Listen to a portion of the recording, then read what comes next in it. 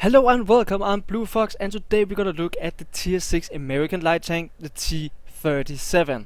So when you come to the T37, you are just driven the Chaffee, which is fairly quick and got an alright gun, quite low alpha, but it's alright. And this tank is a little bit slower, but it got a lot better gun handling, as we will look at later on. And it leads up to the next tank alike, which is very interesting, the M41 Walker Bulldog with a 10-shot autoloader or the choice of a single fire gun. So let's go in and look at some few statistics of it. As we can see, as we first see it, it's quite large compared to, let's see, the 5916, which is a very small tank. The T37 is quite large, it's a very big light tank, and you can very easily get hit. The turret is, you can get some lucky bounces, but don't rely on anything, as it is a light tank. It doesn't really have armor, and Artie will love to one-shot you any day of the week, so be careful and keep yourself on the move while driving this tank. So this tank got 680 hit points, which is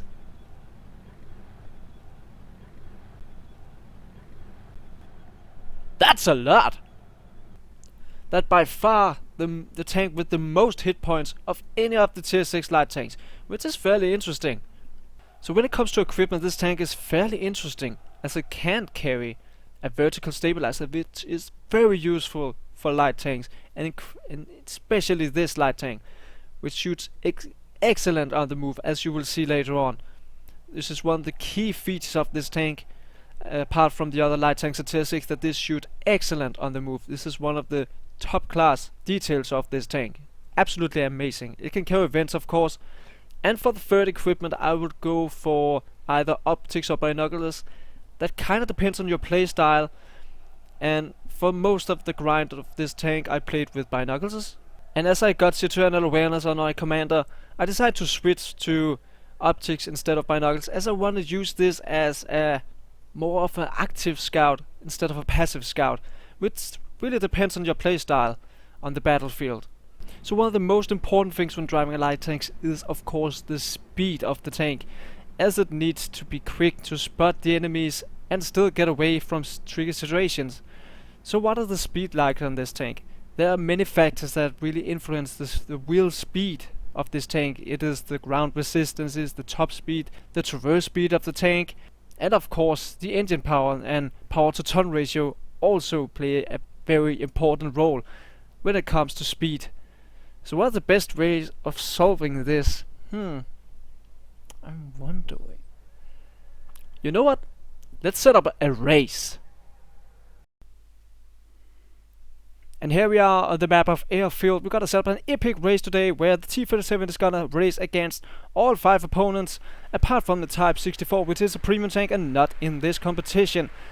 And the map we have chosen for exactly this, for light tanks, is with steep uphills, sharp corners, and of course water that will be going through, so we can see which is truly the fastest light tank on any battlefield.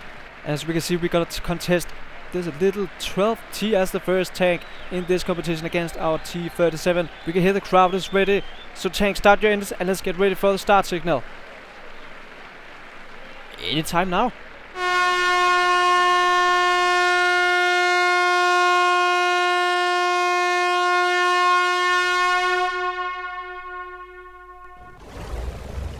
And they're off! So now we'll see the route will start with an uphill start, so we can see which got the best engine power, and it looks like the T37 is taking the lead here. Just around the first corner, as we can see, the same route will be driven by in every single heat. So as we can see, we are really taking apart from this 12T here. It really doesn't get any engine power, even though it's so small. We should think it was really quick, but no. So down in the water here, and there's a sharp corner around this rock, and on the inside of this rock, remember the route guys, this is where we gotta go on every single heat here, up through the mountains here again, around this corner. Here the engine power and trend resistance is really doing its job here. Now a bit downhill, this is where the top speed is very important, as we will see later on. And there we go, around another corner, and around another corner, going up through a straight line, going through another rock here, and up, there we go, through some more water, so we can see how it does. And here is the size coming handy for the T37, As we can see, the 12T is nearly drowning. Whoa! And across the line in just a second. When we hit the rock, we will hit... There it is, the finishing line. And across the line! In beautiful fashion. There we go, the 12T coming in second-handly. There we go. And the next race in the line is against the T37, another tier 6 American light tank. They got the same engine power, but the power to weight ratio is in favor of the T21. But the T37 got a better top speed than the T21, as we can see here, going down that hill. He almost catches up, but just can't get past him, as the T21 got the better position in the corner. It is still very close, and now they're going uphill again. Unfortunately for the T37, the T21 got the inside of the apex. No way he can get past him right now. But let's see, now it go downhill again. Let's see, can he take him? Oh, it is very narrow here, and he pushes him again. And there is a collision here. Oh, set off course. What a race, what a race. But it seems over now. The T21 got the lead now. But it is still very close. No, it is not. And we can see the T21 is going to win, but it is a very close race. So what we'll do is we will take the average time of every T37 race and then see if it's faster than the T21's time in this race. So the next race is against the BK2801. And on paper that tank both got better top speed and better power to ton ratio, so this should be a one-sided match unless the terrain resistance will come in favor of the T37. It doesn't look like it, as the BK simply just races away. Even though we got a great corner around there, it is still a one-sided match, and it is pretty much over, and it's already in the goal. Oh, what an embarrassing round for the T37, unable to beat a fat German light tank. Very embarrassing. But luckily the next race is against the little 5916, which got worse engine power and worse top speed, but a lot better power to ton ratio. As we can see here, it just speeds up the hill and quickly gets in front. And through the corner here, it is a few seconds ahead. But the T37 is not very far away actually, and really keeps up with the 5916 right now. We're gonna see, well, it looks like it's pretty much over. The 5916 is so far ahead. But it gets slows down in the water. What the hell? The T37 just races through the water like it's nothing.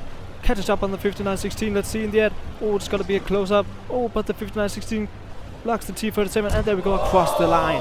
What a close match. What a close heat. Damn. And there we go. The last race will be against the Russian MT25, which on paper got the better top speed, the better power to weight ratio, and the better engine power and the better ground resistance. So this should be a pretty one-sided match. As we can see, it's already races away. Our T37 it's just gone, man. This is just an own age, and it's already gone. Where the hell is it? There we see across the water the MT25 is almost already at the finish line, and the T37 haven't even reached the water yet. What a one-sided match. What an embarrassing round for the T37. Holy cow.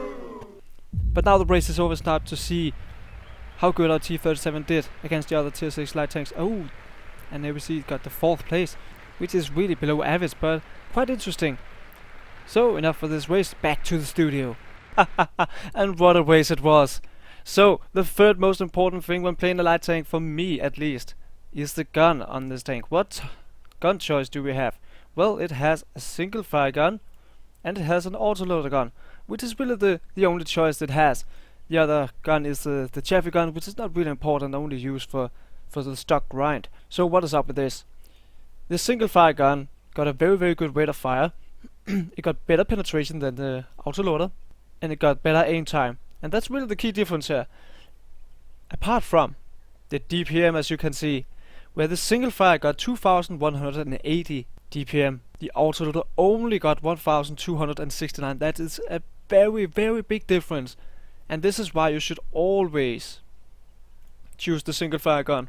Also, you will notice that the autoloader will fire every 2 seconds and then reload for 20 seconds when they have fired 5 shots. Whereas the single fire gun will reload in just over 3 seconds between each shot. So there's not really any point in taking the autoloader. You will reload almost just as quickly with the single fire gun. There's not really any choice there. Like, seriously. So the last thing I will go through before we go to the live gameplay, I will check out some crew skills. Of course you will have 6 sins on your commander and go for situational awareness or camo skill as the secondary. There's not really any choice here. You can get Brothers in Arms when you reach the 3rd skill reset, go for Brothers in Arms 6 sins and then go for situational awareness. For me personally, I love view into my light tanks. I would go for camouflage as the 1st skill on the gunner and then snapshot for the secondary. And after that, get Brothers in Arms, stuff like that, yada yada yada, you know the drill, man. And what I haven't told you about, that this tank get ammo racked quite a lot actually. Especially from 122mm guns. Be very careful about those. I've been ammo racked several times by exact those guns. Be careful. They will not take your ammo rack, they will explode your ammo rack. Be careful. So that's why I go for safe storage and it's almost ready, yeah! And for this guy it's pretty much straightforward, get Brothers in Arms, camouflage and yada yada yada, you know the drill, man. So now I think it's time to get this tank out for a little spin.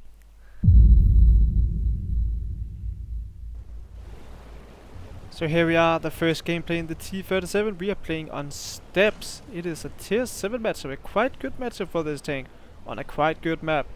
So we should have really good opportunities to do good things here. And I will start off as I usually do in my light tanks and transport out on the western flank.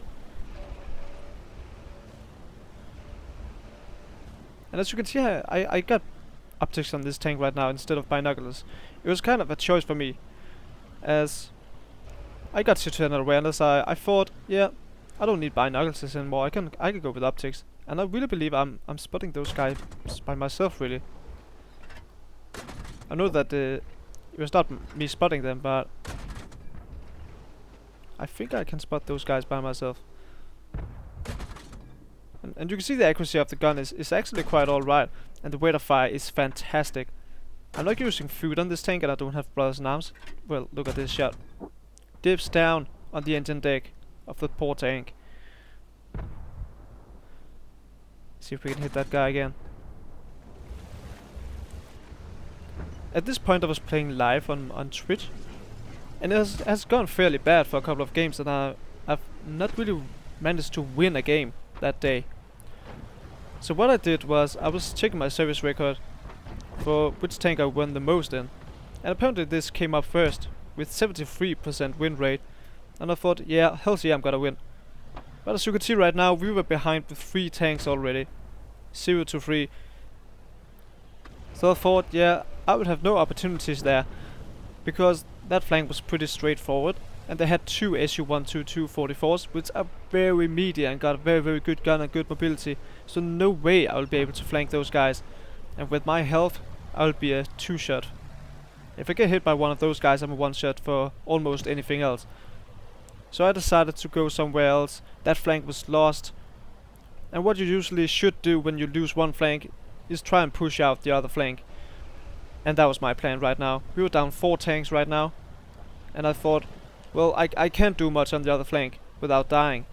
So I'll try and do my best and actually take quite a risk. I'm gonna take quite a risk in a second. Right now I'm trying to get some sneaky shots off. This poor little Crusader is gonna be punished right now. And I must admit that shot was poorly aimed. But as you can see, you can move and still be very good aimed. This is what the dispersion values are of this tank. They are quite amazing. This is what this tank is really good for. You can take those sneaky shots, just peek out, shoot. You can see I'm almost aimed when I go out.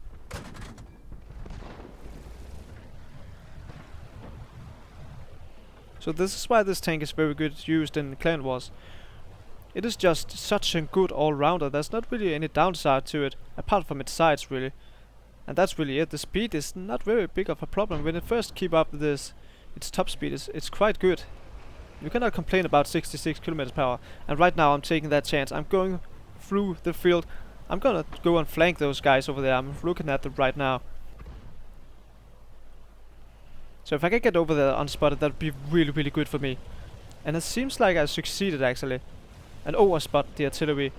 This means that I'm most likely also spotted. Wow, it hit his gun.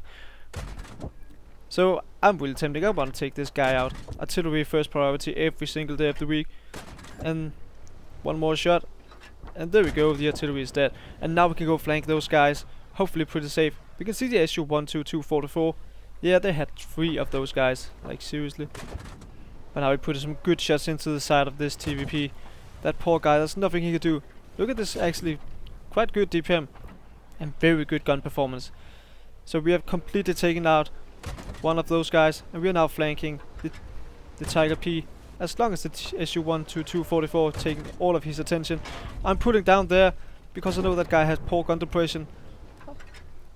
But we take a shot anyway. And that was really all I could afford there. I needed that health.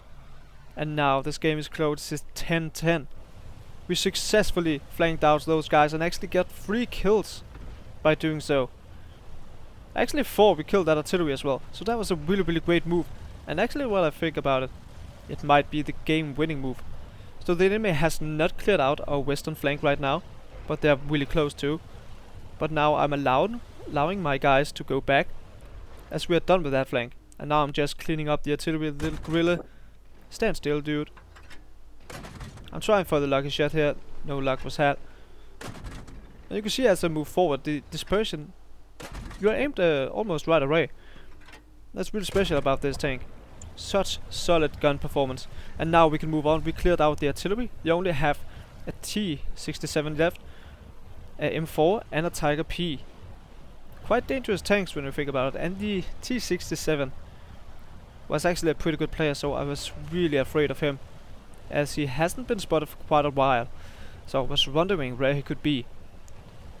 And if there was something I didn't want to happen, was to get flanked by him right now, as I will be a one-shot for him. I really want to secure this win right now. So what I'm gonna do is I'm gonna back up my heavies, make sure that they don't get flanked. Maybe allowing them to peacefully do their job by taking out the Tiger P and the M4. And maybe I will get lucky to get some sneaky shots off. As I still feel this game is pretty close, I've loaded some APCR. The APCR round are pretty good cell velocity and very, very good penetration. Especially for a tier 6 light tank. And there we go, we killed the M4. And now, just need the Tiger P to get spotted. There he is. He's quite low on health actually, so this game might not be that close anyway. Putting some good shots into the side of his turret. Can we get another one off? Yes, we can. And now he's surely a one-shot for everyone. And there he went. There's only the T67 left. And he is spotted.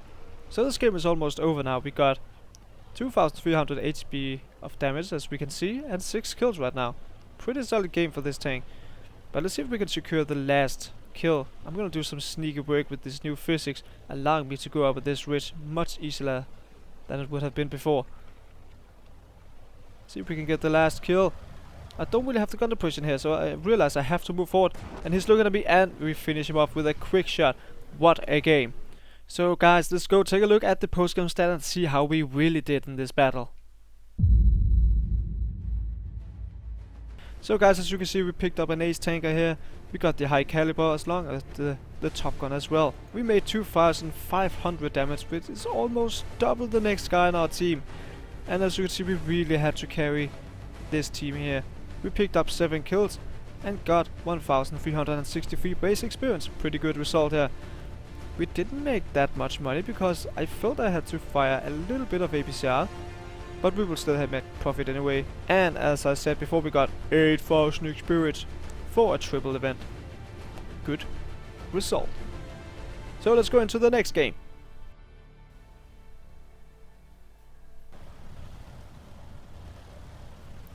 So moving into the next battle, we are now playing on El Haluf.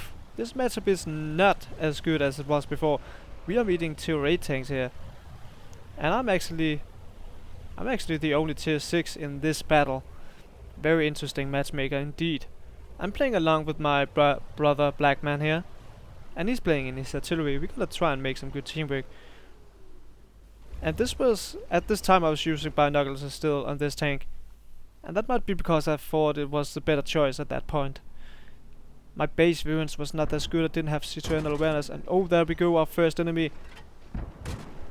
What is he doing? I don't even know what he was thinking. But we put some good shots into him. And he gave us 403 damage there. Quite good result. So what we're trying to do, we are trying to spot tanks as they go along. Over in the back there. And try and use the 9 degrees of gun depression, which will come into good use in this position. And there we go. This might be our first target. Yeah, it's 3-8. Oh, he's not coming out. So we're looking at the AMX CDC right now. And there we go, we spot the Jagdtiger 88. And he is indeed coming out. He will be very hard to penetrate with our only 150 penetration. We will need to hit his lower plate and get quite lucky as well. And he's really hold down for us. So I don't feel there's anything I can do about him right now. But luckily, as you can see, my brother was splashing him for 82 damage. What a roll. And now the Jagdtiger realized that he's not in artillery cover and moves away. And hopefully we can get a couple of shots into him. Only one it seems. So moving on, we don't want to go in hot quite yet. Because in this matchup we are quite fragile.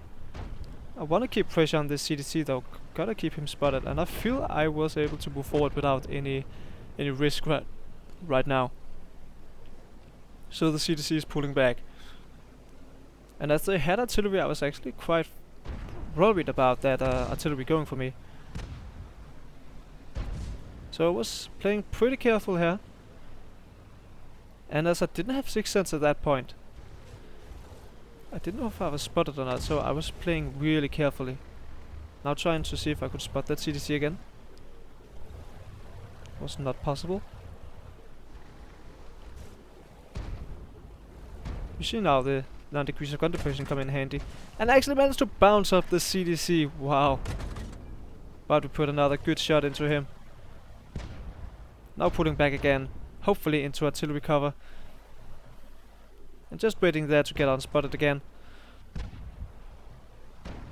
I'm kind of the safe person, want to play this game quite safe. At least in the early stage of the game. You can see the game is fairly close, so there's not really a need for me to do anything risky right now. So I'm gonna wait for the game to develop, see if I can get a sneaky shot into the CDC again, and I can. And I'm actually considering going in hot now. And now as I see my T37 free friend go in, I'm deciding to go with him, along with the FV4 202. And there we go, we're going to flank some heavies and some TDs. Let's go, put some good shots into this T38 prototype. There's nothing he can do. And there we go, one more shot. I was quite worried for him shooting me, but we put a good into his upper side hole there. And now going for the T34, trying to track him. Didn't manage to do so. But we just shoot at his engine deck, hoping for a fire. We're not getting any luck, no track, no fire. This low caliber gun is having a hard time tracking a guy like that. Pretty big fat track he got. So this game is fairly close now, as you can see in the bottom of the map. Our base is about to get taken, so I'm quite busy right now. I'm considering, do I have to go back or do I have to stay?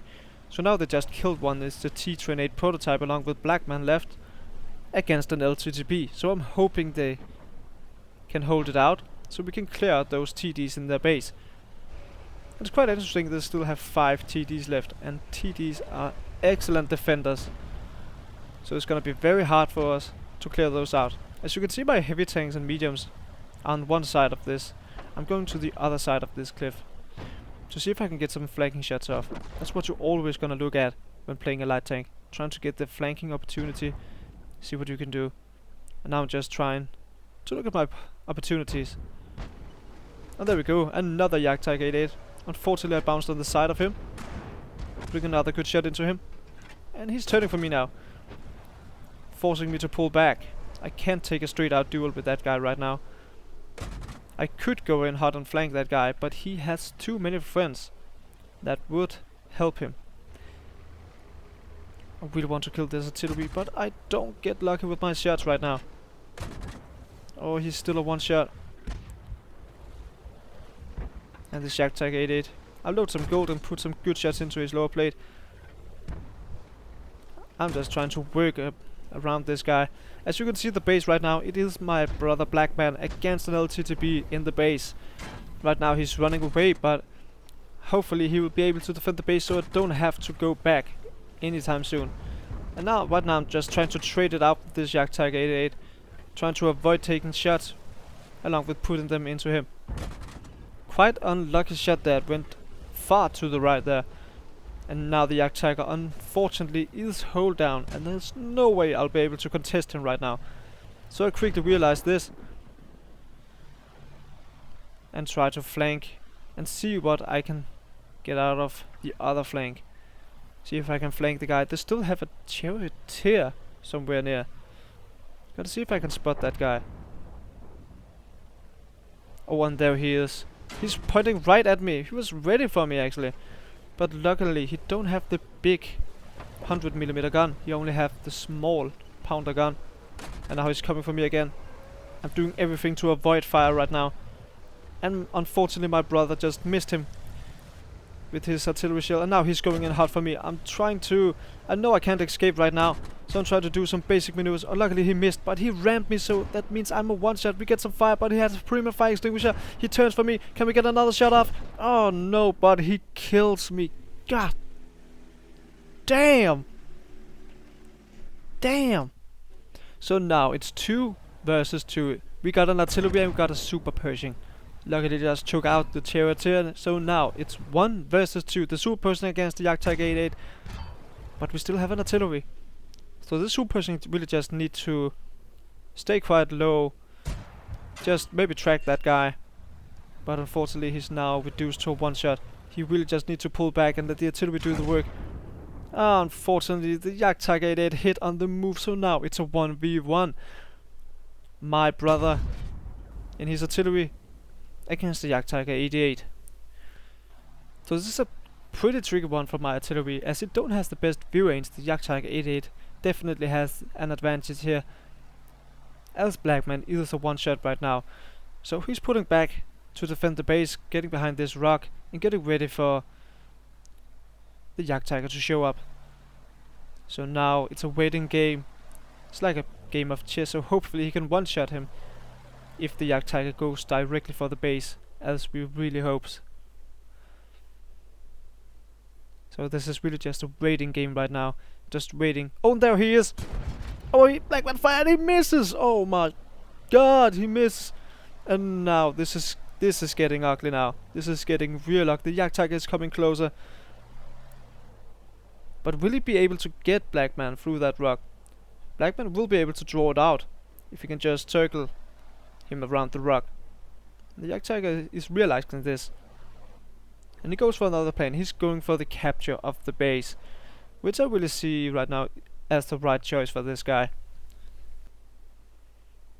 So what can Blackman do about it? He's desperately trying to spot the guy through the bush, but he's not managing to succeed. Oh, and the Jagdtiger fired and misses. Will Blackman get the shot off?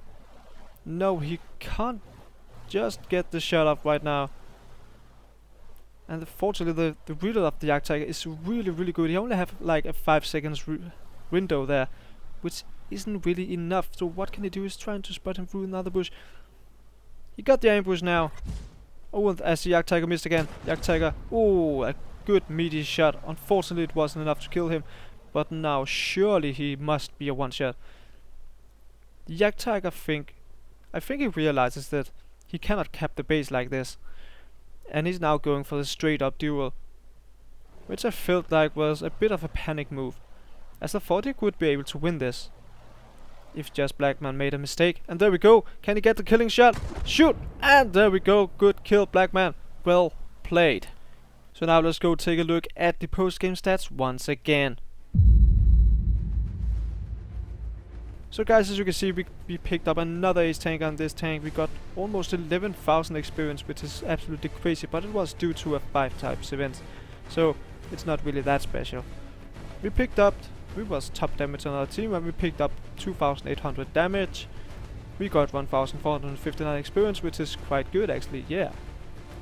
But we didn't make a healthy profit due to the APCR rounds we were firing, so unfortunately it was only 5,000 profit. But we were able to semi-carry the team, and shout out to Blackman for carrying my ass this game. Well played, dude. Well played. Hello guys, thank you very much for watching. I'll just make a quick announcement before the video ends. I've been starting streaming recently. I'll just show you.